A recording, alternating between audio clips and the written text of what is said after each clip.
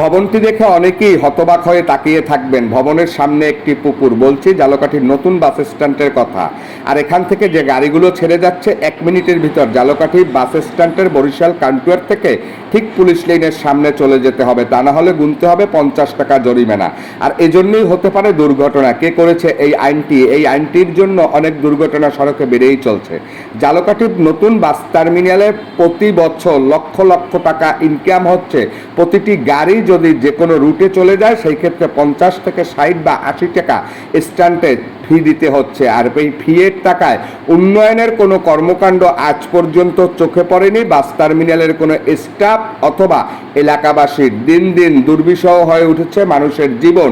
একজন যাত্রী সুন্দর পরিপাটি পোশাক পরে গাড়িতে উঠতে পারছে না, সড়কের যে অবস্থা।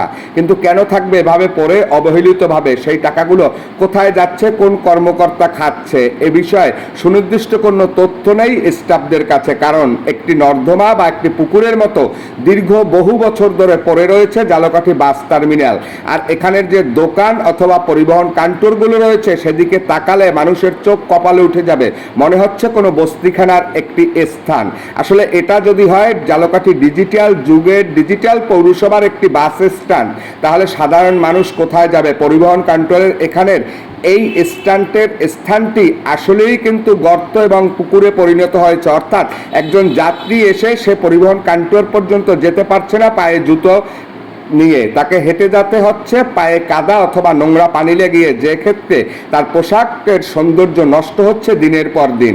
রিক্সায় যে সকল যাত্রীরা উঠছেন তারাও পড়ে যাচ্ছেন, অনেক সময় পা স্লিপ করে। আর এখানে পরিবহন অথবা ঝালকাঠি কাউন্টারের যে সকল গাড়িগুলো রয়েছে রুটের, সেগুলো যাচ্ছে সেই পুকুর ভেদ করে, দেখতে পাচ্ছি। আসলে চরম দুর্বিষয়ের মধ্যে পড়ে রয়েছে ঝালকাঠি বাস স্ট্যান্ডটি দীর্ঘ 2 যুগেরও বেশি সময় ধরে। কিন্তু কেন কর্মকর্তারা উন্নয়নের কর্মচাবি তাদের হাতে রেখেছেন, উন্নয়ন করছেন না? এ বিষয়ে প্রশ্ন রেখে গেলাম সাধারণ মানুষের। সূচনা হোমিও হল, এখানে সকল রোগের চিকিৎসা দেয়া হয়। কবিরাজবাড়ি রোড, ঝালকাঠি।